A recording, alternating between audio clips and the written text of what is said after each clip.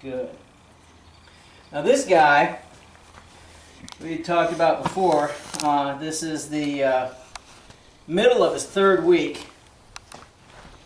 And actually it's taken this long to get him used to the idea that I don't dance around. Good. Good. Good boy. When I act, you know, he acts a bit of the fool.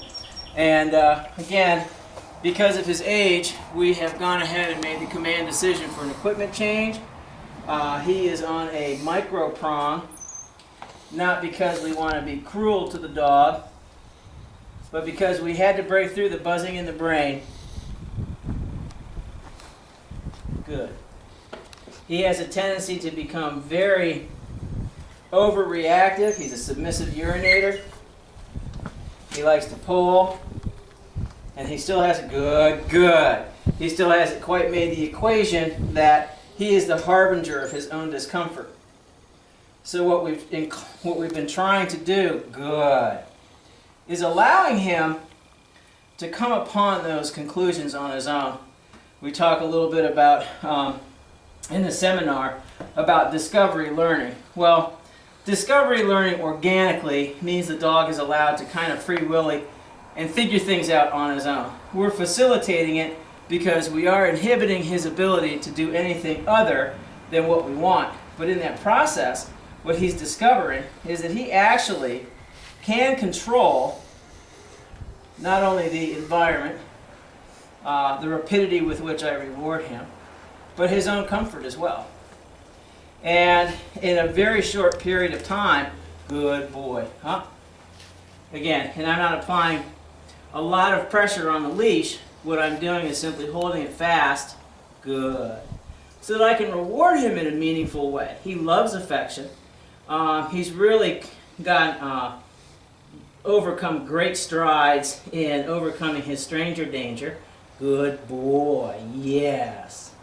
Okay, and good pup. And we want him to feel good about the fact that no one's putting a bunch of undue pressure on him. Now, because he's a micro dog, he's only getting a micro treat. You can't see his tail. It's tucked under his body, and it's kind of wagging a little bit because he is still a little afraid. Come on. Come on. Good. Good. Come on. You can do it. Good. And I'm not going to force him to come to me, but I'm going to reward him if he chooses to voluntarily. Come on. You can do it. I know, huh? Very scary stuff. No? Okay. Well, I'm not going to force the issue because it doesn't really matter at this point. But what I will not allow him to do is to back away. If you notice, when I move in, he has a tendency to scooch or collect himself and try and move off the pressure. Part of his problem is that when you go to touch him, he dances around, and he lives with several very young people and his adult owners. And a lot of times what happens with these youngsters is the hands start moving, and they go to pet him, and he's flipping his head around, so he becomes very disturbed and pretty highly aroused. So what we do is we slow that process down exponentially. Here's the hand, ignore it. Good. Good, good. When I go to move in, I'm not going to touch him. I'm going to wait till he settles, and then I'm going to touch him. I don't want licking. I don't want that appeasement behavior. I want a little bit more confidence that no one's going to hurt him, because that's part of where his problem arises from. Good boy. And then I'm going to release. Okay. So that way he understands, as long as he's cooperative and calm, good boy. Yay, puppy. Good boy. Easy. Very nice.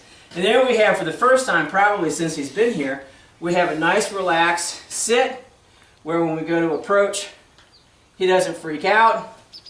Good boy.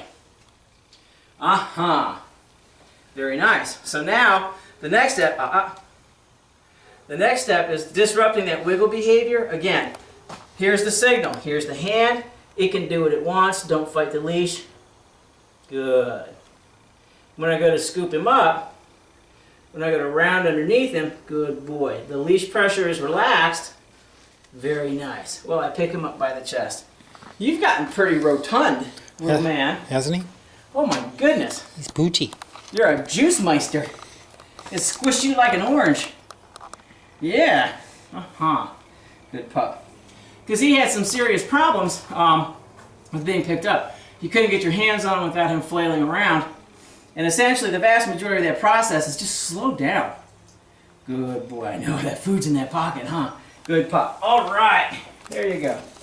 So now that we're on the ground, because that's where dogs belong, good. Again, I'm going to let him find the end of that leash. Good pup. Good pup. Good boy.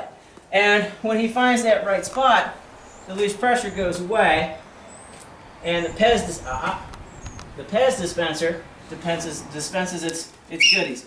Now, when he pulls, again, my hand is not moving. I want you to understand that basically when he hits the end of that leash, he's doing it by his own volition.